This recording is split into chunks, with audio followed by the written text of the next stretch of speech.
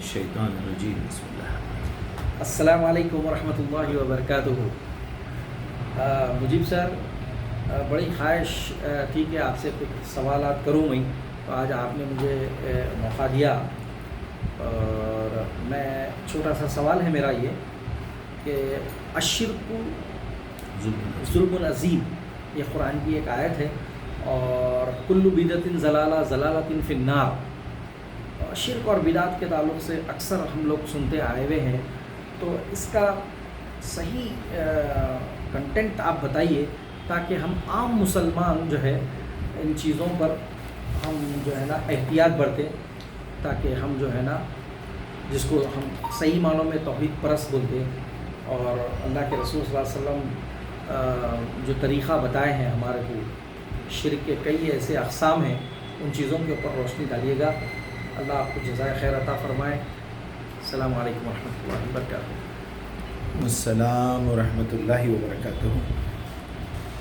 افضل بھائی، بہت بہت شکریہ آپ کا کہ آپ نے اس ناچیز کو اس لائق سمجھا کہ میں اس اتنے بڑے موضوع پہ کوئی بات کر سکوں۔ حالانکہ یہ بنیادی مسئلہ ہے انسانیت کا۔ خالق کائنات نے بندوں سے صرف یہ ایک ہی چیز چاہیے، تمہارے ہر گناہ کو معاف کر سکتا ہوں میں، مگر یہ معاملے میں اتنا میں جلال میں آ جاؤں گا کہ تم میرے ساتھ کسی کو شریک کرو۔ اللہ کسی کو بیوی بنا لو، کسی کو بیٹا بنا دو، کسی کو میرے نور میں سے نکال کے نور بنا کے پیش کر دو، جس کو میں نے نطفوں سے بنایا اور بتایا 6000 سال تک، تمہارے حساب سے 6000 سال کی شدت ایام، میرے حساب سے 6 دنوں میں اس پوری دنیا کی پانی اور مٹی ہوا کو ملا کے سڑا کے اس میں سے کیڑے نکال کے، وہ کیڑوں سے ایولیوشن ارتقائی عمل کے تحت پوری کائنات کو بنایا، سبحان اللہ۔ پورے انسانوں کو، مخلوق کو بنایا۔ ایک چھوٹی سی گزارش یہ ہے کہ اگر آپ کو شرک اور بدعت سمجھنا ہے تو اس کے اپوزٹ 2 لفظ سمجھنا ضروری ہے۔ جی، جیسے شرک کا اپوزٹ کیا ہوا؟ توحید۔ بدعت کا اپوزٹ کیا ہوا؟ تقویٰ، یعنی رک جانا، حد سے باہر نہیں نکلنا۔ وَنَفْسٍ وَمَا سَوَّاهَا أَلْهَمَهَا فُجُورَهَا وَتَقْوَاهَا، میں نے بنا کے ڈال کے بھیجا ہے تمہارے اندر۔ تو اگر بہت ساری قرآنی آیات ہیں، آپ کو ویڈیو بھرے پڑے ملیں گے توحید اور شرک پہ، بڑی بڑی تفصیل کے ساتھ، میں صرف نتائج بیان کر دیتا ہوں۔ جی، کیسے پہچانیں کہ آدمی شرک میں مبتلا ہے کیا؟ اللہ، وہ سمٹمز اللہ تعالیٰ نے اور اللہ کے نبی نے بتائے ہیں۔ ماشاء اللہ۔ دیکھیے آپ، شرک کا مطلب کیا ہے؟ پارٹنرز بنانا، ڈیوائڈ کر لینا، شرکا۔ عربی میں شرکا کھولنے کا مطلب کیا ہے؟ کہ آپ بھی پارٹنر، میں بھی پارٹنر، کبھی 4 آدمی پارٹنر، جیسے عربوں میں ہوتا ہے 51 اس کا، کفیل کا، اور 49 میرا، مطلب ایک کام میں 2 لوگ شریک ہیں۔ اب اللہ کے ساتھ شرک کس کس معاملات میں ہو سکتا ہے؟ ایک تو اگر اس کی ذات میں اگر کسی کو شریک کر لیا آپ، تو کیا وہ اکیلا نہیں بن سکتا تھا؟ پھر وہ خدا، وہ اللہ ہو ہی نہیں سکتا، وہ خالق ہو ہی نہیں سکتا، وہ پروردگار ہو ہی نہیں سکتا جو کسی اور کے ساتھ مل کے بنا ہو۔ هو الاول هو الآخر، اس سے پہلے کوئی نہیں ہے، اس کے بعد کوئی نہیں ہے۔ انہیں چاہا تو اس پوری کائنات کو نیست و نابود کر کے ریکارڈ تک بھی ڈیلیٹ کر دے سکتا۔ خیر، شرک یہی ہے کہ اس کی ذات میں کسی کو شریک کرے، یا اس کے تمام 99 صفات کو کس کے ساتھ آپ شرک کریں۔ جو اس وقت سب سے بڑا شرک آپ کو نظر آ رہا ہے وہ قرآن کے ساتھ شرک ہو رہا ہے۔ تو اگر آپ نے اللہ کے ساتھ کسی اور کو شریک کر دیا تو اس کی ذات میں اس کے ساتھ فیملی ملا دے رہے ہیں، اس کا جو خلق ہے وہ نور ہے، اس کے ساتھ کسی اور کو ملا دے رہے ہیں۔ بندہ شرک کرتا کیوں اصل میں؟ اس لیے کرتا کہ اس کا ایمان اللہ پہ کمزور ہونے کے بعد ہی یہ فیل کر سکتا ہونے کہ اچھا اتنی بڑی کائنات تو اللہ نہیں بنا سکتا، چنانچہ انہیں فرشتوں کی مدد لیا اس لیے بنایا۔ یہ بھی شرک ہے۔ یہ بھی شرک ہے۔ اللہ، پھر وہاں اگر کوئی اللہ کی طرف سے جواب دینے والا ہو تو وہ یہ پوچھے گا کہ جب فرشتوں کو بنایا تو کس کی مدد لیا؟ کیا بات ہے، سبحان اللہ۔ یہ کامن سینس کی بات۔ تو یہ وہی آدمی کرے گا جب وہ قرآن کو اچھی طرح سمجھا ہوا ہو۔ اب قرآن کے اوپر اگر آپ کی محنت کم ہے تو آپ کیا کریں گے؟ روایات کا سہارا لیں گے، اقوال کا سہارا لیں گے، کسی شاعر کی بڑی شاعری کا سہارا لیں گے. کیوں؟ آپ کے پاس کنٹینٹ کی کمی ہے، مگر بولنا ہے کسی حالت میں، موضوع کو سمجھانا ہے، یا تو پریکٹیکل مثالیں دیں گے، کچھ بھی دیں گے. چلیے اب آخری میں بات یہ سمجھ میں آئی کہ اگر اللہ کے ساتھ توحید پہ رہنا ہے تو قرآن پہ کنسنٹریٹ کرنا ہے، قرآن کو کنکلوژن میں لانا ہے، قرآن کو ٹارگٹ بنانا ہے، عمل کرنے کے لیے بھی، دعوت دینے کے لیے بھی. اس کے بعد آپ ساری دنیا کو پڑھیے بھائی، اس میں کوئی مذائقہ نہیں ہے. لیکن آپ اگر کسی کی مثال دعوت دیتے وقت قرآن کے علاوہ کوئی چیز کا استعمال کرے تو شرک کر رہے ہیں. اللہ اکبر. اللہ نے کلیئر کر کے بتا دیا، ذکر بالقرآن من یخاف وعید.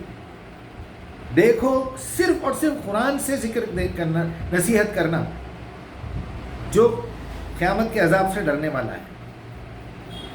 تو معنی یہ سمجھ میں آتے ہیں کہ جو ڈرنے والا ہے اس کو نصیحت کرو. نہیں، یہ میری بات ہو رہی، اگر میں قیامت سے ڈرنے والا ہوں تو قرآن سے نصیحت کروں گا اس کو.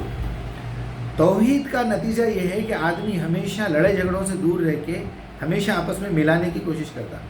بھائی آپ بھی انسان ہیں، میں بھی انسان ہوں. آپ ہوائی جہاز میں سفر کر رہے ہیں، کسی کو ہارٹ اٹیک آ گیا، اب آپ یہ نہیں دیکھتے کہ وہ ہندو ہے، مسلمان ہے، گورا ہے، فلاں ہے، پکار کے بولتے بھائی ہارٹ اٹیک آیا ہے بازو والوں کو، آپ کوئی ڈاکٹر ہے کیا؟ نہ آپ اس وقت سرٹیفکیٹ دیکھتے، نہ اس کا ڈریس یونیفارم دیکھتے. تو آپ پوری زندگی بھی اس پہ کیوں نہیں گزار رہے؟ تو آپ بجائے آؤٹ لک دیکھنے کے، یہ دیکھنے کے، اس کے اندر جو صفت ہے اس کو نکالو، اس سے فائدہ اٹھاؤ. ہو سکتا ہے وہ شرابی ہو سکتا ہے وہ ڈاکٹر زانی ہو. اگر ایک پروفیسر آپ کو کسی سبجیکٹ پہ بات سمجھا رہا ہے تو یہ دیکھیے کہ وہ سبجیکٹ بیان کر رہا نہیں کر رہا صحیح طریقے سے، ریفرنس برابر دے رہا نہیں دے رہا ہے، اس پہ شک ہے تو نکال کے چیک کر لیجیے. اب آپ اس کی پرسنالٹی پہ اس وقت آئیں گے جس وقت آپ کے اپنے اندر کمزوری رہیں گی. جیسا اگر کوئی بڑی سیلیبریٹی آپ کے ساتھ آ کے ملے تو اس کو اسٹیج پہ دیکھ کے بہت خوش ہوتے، ایک آٹوگراف لینے کے لیے تڑپ جاتے. اب اس کے بعد روز آپ کے گھر کے پاس کی مسجد میں اگر انہیں نماز پڑھ رہا ہے یا پھر آ کے وہاں پر ریسٹورینٹ میں چائے پی رہا ہے، کھانا کھا رہا ہے، عامر خان، شاہ رخ خان، امیتابھ بچن، یہاں بازو آ کے چائے پی کے جاتا، کوئی ویلیو نہیں رہتی اس کی. ابھی آپ نے ایک مثال دی ہے، اچھا لگا مجھے. بہرحال توحید کا جو رزلٹ ہے وہ یہ ہے کہ آدمی بولتا بھائی ہم دونوں ایک ہی ہیں. ارے بھائی آپ بھی حیدرآباد کے، میں بھی حیدرآباد کا ہوں، آپ بھی اردو بولتے ہیں، میں بھی اردو بولتا ہوں. پاکستان سے ملیں گے، بولیں گے ارے بھائی ہم دونوں تو ایک ہی تھے پہلے، ہندوستان پاکستان، اب الگ ہوئے، تو اس میں لڑائی جھگڑا کیا ہے؟ اور ذرا اوپر جائیں گے، آپ بولتے ہیں بھائی میں بھی ایشیا سے ہوں، آپ بھی ایشیا سے، انہوں افریقن ہے، انہوں بولتے ہیں وہاں کے ہیں، انہوں ویسٹرن کنٹریز کے، انہوں گورے ہیں. میں اور آگے بڑھیں گے تو آپ یہی بولیں گے کہ بھائی ہم اسی دور کے لوگ ہیں. اور آگے بڑھیں گے بولیں گے ایک ہی ماں باپ کی اولاد ہے. اور آگے بڑھیں گے تو بولیں گے دیکھو ہمارا خالق ایک ہے، ہم اس کی مخلوق ہیں.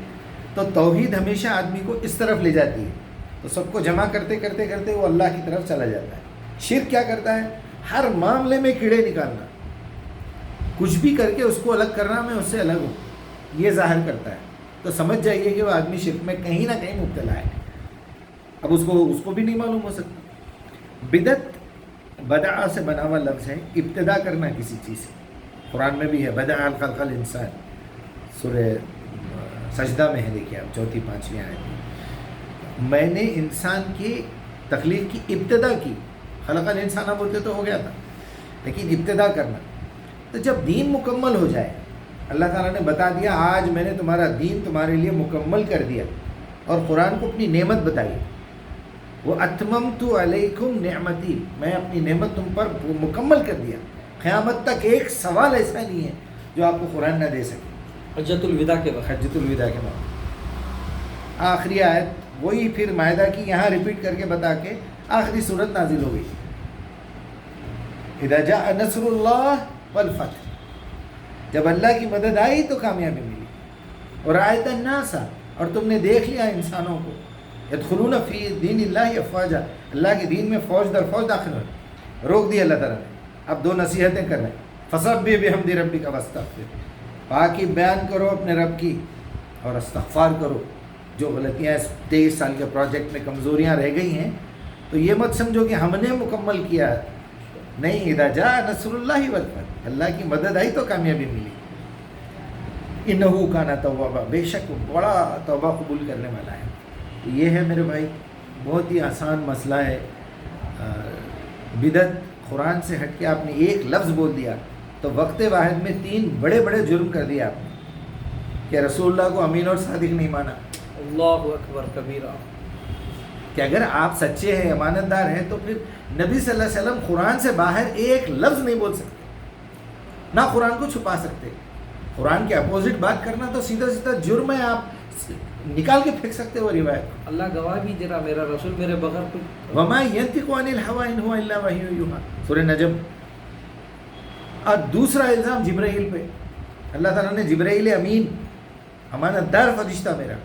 پھر تیسرا الزام اللہ پہ کہ اس نے ایسی مشکل کتاب نازل کی, ایسی کنفیوژن ہے اس کے اندر کہ آپ کو ایک ایک آیت سیکھنے کے لیے, سمجھنے کے لیے روایتوں کا سہارا لینا پڑے. پھر اللہ تعالیٰ یسرنا القرآن کہیں, 3-4 مرتبہ ہے یہ آیت, وَلَقَدْ يَسَّرْنَا الْقُرْآنَ لِلذِّكْرِ. سورہ یوسف کی دوسری آیت میں تو کہہ رہا ہے ہم نے عربی زبان میں نازل کیا ہے تاکہ تم سمجھو. کیا تم, اچھا عربی زبان سمجھو, افلا تعقلون ہے بعد میں, پھر کیا تم اپنی عقل استعمال نہیں کرتے؟ یعنی بار بار اللہ سبحانہ وتعالیٰ پہلے عقل کی طرف آپ کو ڈھکیل رہا ہے, پھر اس کے بعد کہہ رہا ہے وہاں بھی اگر تم ہار جاؤ تو پھر مجھ سے پوچھو. اچھا عقل سے نتیجہ نکل گیا تو مجھ سے کنفرم کرو میری عقل صحیح جا رہی ہے نہیں جا رہی. سمپل لاجک ہے. اس کو اتنا بڑا تماشا بنا کے اپنی دکان چلانے کے لیے وہ یہ کر کے روایتوں کو بیچ میں ڈالنا, اصل میں آپ کی نااہلی, نکما پن اور عیدی پن کا ثبوت دے رہے ہیں کہ میں قرآن پہ محنت کرنے کے بجائے اپنا ٹائم ویسٹ کرا. میں لوگوں سے سنیے تو گھنٹہ بھر بات کریں گے, روایتیں سناتے رہیں گے, قصے کہانیاں سناتے, قرآن کی ایک آیت سنا دی. اسی کے ساتھ اور کوئی سوال ہے یا دوسرے ویڈیو میں؟ جزاکم اللہ خیر, اللہ آپ کو رحمائے. السلام علیکم. السلام.